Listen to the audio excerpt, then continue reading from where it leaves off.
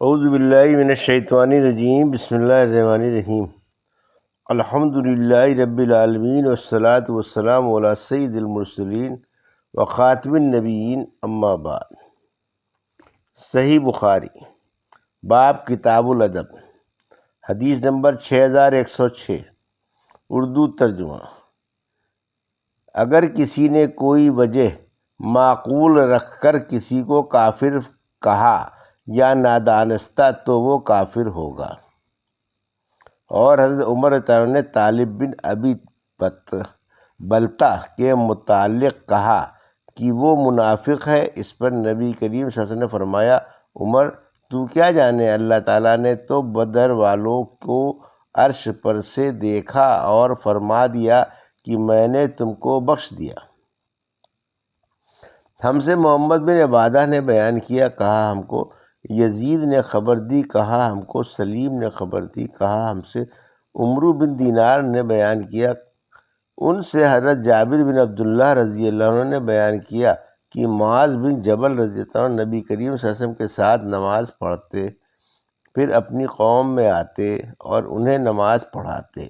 انہوں نے ایک مرتبہ نماز میں سورہ بقرہ پڑھی، اس پر ایک صاحب جماعت سے الگ ہو گئے اور ہلکی نماز پڑھی۔ جب اس کے متعلق معاذ کو معلوم ہوا تو کہا وہ منافق ہے۔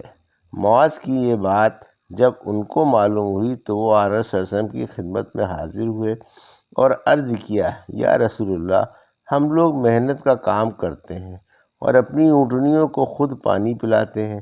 حضرت معاذ نے کل رات ہمیں نماز پڑھائی اور سورہ بقرہ پڑھنی شروع کر دی، اس لیے میں نماز توڑ کر الگ ہو گیا۔ اس پر وہ کہتے ہیں کہ میں منافق ہوں۔ آن رسول اللہ صلی اللہ علیہ وسلم نے فرمایا، اے معاذ، تم لوگوں کو فتنے میں مبتلا کرتے ہو۔ 3 مرتبہ آپ نے یہ فرمایا۔ جب امام ہو تو سورہ اقرا والشمس وضحاہا اور سبح اسم ربک الاعلیٰ جیسی سورتیں پڑھا کرو۔ حدیث نمبر 6107، اردو ترجمہ۔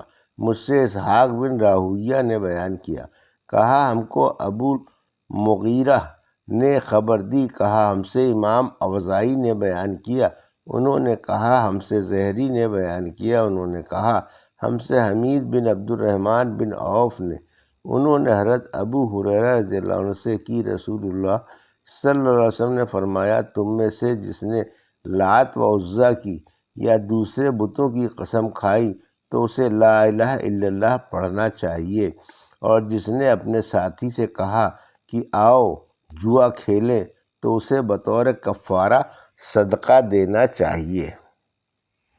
حدیث نمبر 6108، اردو ترجمہ۔ ہم سے قنیبہ بن سعید نے بیان کیا، کہا ہم سے لیث بن سعد نے بیان کیا، ان سے نافع نے، ان سے ابن عمر رضی اللہ عنہ نے کہ وہ حضرت عمر بن خطاب رضی اللہ عنہ کے پاس پہنچے جو چند سواروں کے ساتھ تھے۔ اس وقت حضرت عمر رضی اللہ عنہ نے اپنے والد کی قسم کھا رہے تھے۔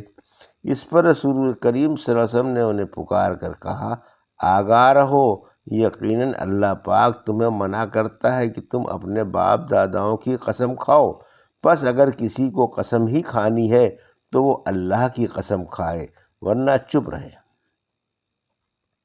حدیث نمبر 6109، اردو ترجمہ۔ خلاف شرع کام پر غصہ اور سختی کرنا۔ اور اللہ تعالیٰ نے فرمایا سورہ برات میں، کفار اور منافقین سے جہاد کر اور ان پر سختی کر۔ ہم سے یسرہ بن صفوان نے بیان کیا، انہوں نے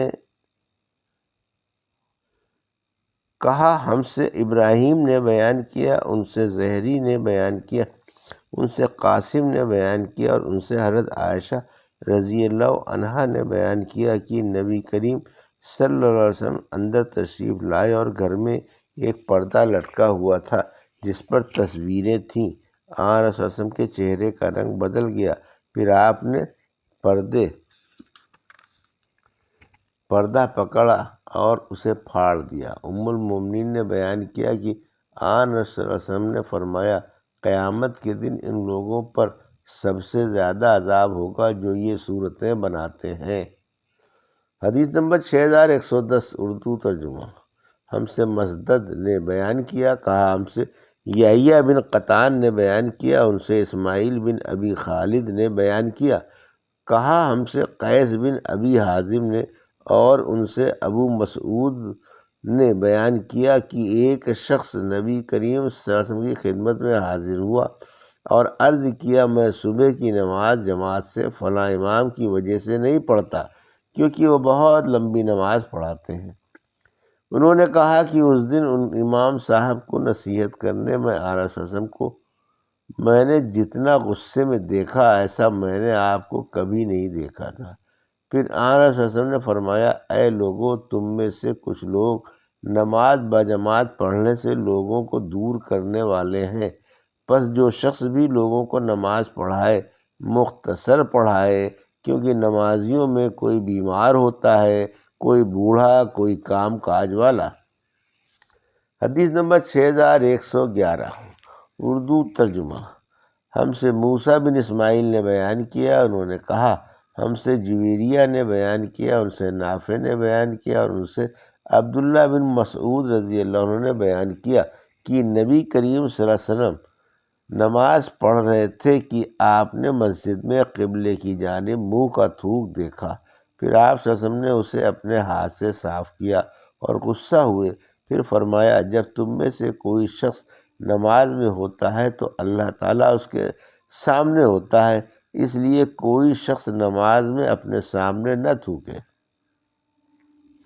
حدیث نمبر 6112 اردو ترجمہ۔ ہم سے محمد بن سلام نے بیان کیا، کہا ہم کو اسماعیل بن جعفر نے خبر دی، کہا ہم کو ربیعہ بن ابی عبد الرحمن نے خبر دی، انہیں زین بن خالد جہنی نے، کہ ایک صاحب نے رسول اللہ صلی اللہ علیہ وسلم سے لفظ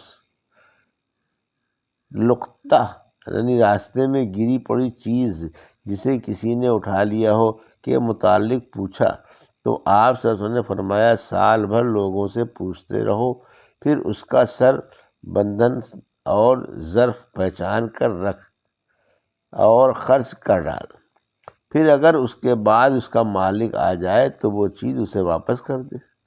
پوچھا، یا رسول اللہ، بھولی بھٹکی بکری کے متعلق کیا حکم ہے؟